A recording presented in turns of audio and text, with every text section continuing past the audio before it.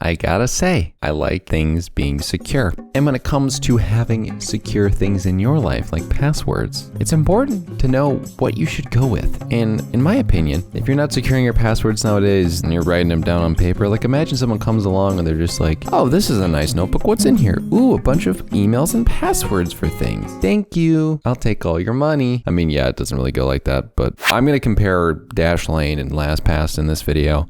I actually use Dashlane for my work password manager, and I use LastPass for my personal password manager. You can use it for personal or business use for both of these. And just to get it started from what everyone cares about is the pricing. So the pricing on Dashlane is more expensive. If you see here, it is $4.99 a month with the yearly version. And what you get is up to 5 different email addresses of dark web monitoring, personalized security alerts, VPN for Wi-Fi production, which is really nice. This is something that I think definitely needs to be considered here. Encrypted file storage, a password generator, form and payment autofill, automatic password manager changes, and you get it on unlimited devices when you go with the Pro plan, similar to LastPass by that premium version. So billed annually, it's $3 a month. And you're getting a lot of similar things with like passwordless login, automatic device sync, secure password vault, but you're not getting that VPN, which is actually really important. I personally think that when you're on public Wi-Fi, you're putting yourself in a weird situation, so having a VPN can save you there. So while the price of Dashlane may be more expensive, I will say that it seems like a lot of the features are the exact same outside of the VPN for Dashlane existing. But if I use this code that's happening, and I'm sure they do plenty of these throughout the year,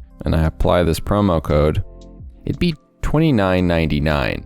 Now that is cheaper than what LastPass is for a year. So something to consider is the fact that they do have these promo codes. Now for both of these options, you're going to want to add the Chrome extension before you end up doing anything else inside the application. And then to make it convenient, you can pin it here. Now the way that you can look around in LastPass for your different passwords is in a grid view or a list view. And then you can also change the different sorts by the different options here. And you can also add folders, compact the view a little bit, enlarge the view a little bit, collapse them all. So this is showing the fact that I don't really have any filters going on, but you also are able to have notes hidden within here. You can add addresses, payment cards, bank accounts, or just look at it from an all items perspective. And then with Dashlane, you have something pretty similar where you have a section for like passwords in Dashlane.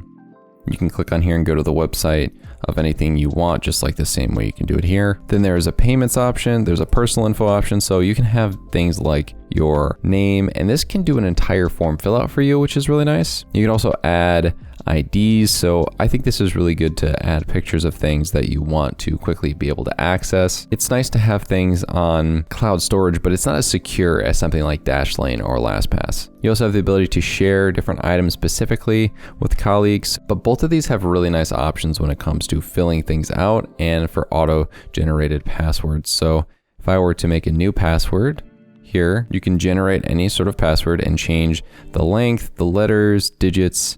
You know, we can make it crazy long, and the same goes for something like LastPass here. So if we go here and we press generate secure password, you're able to fill it with something similar where you can change the password length, make it all different types of characters, add symbols in there to make it harder. And then you can save these and use them really easily. So then if we go to something like the Twitter login experience, for example, say I wanted to sign in, I can hover over this and it would have me log in a certain way by doing this, and it's very much the same thing. Either of these softwares, you're just going to click on this and it's going to let you get the choice of email. And then if we go to next here, you're going to see that they're hovering over each other. So I'm going to actually manage and pause Dashlane. But right now, my LastPass is showing up, and you have the option to pick between what email, and then you just click fill, and it will fill that out to the right password and it'll go in. So honestly, Dashlane has a little bit more when it comes to features, and in the free plan, they're both pretty limited to just being stuck on one device. The one thing I will say that LastPass has on the free plan that Dashlane doesn't is it's got unlimited use on one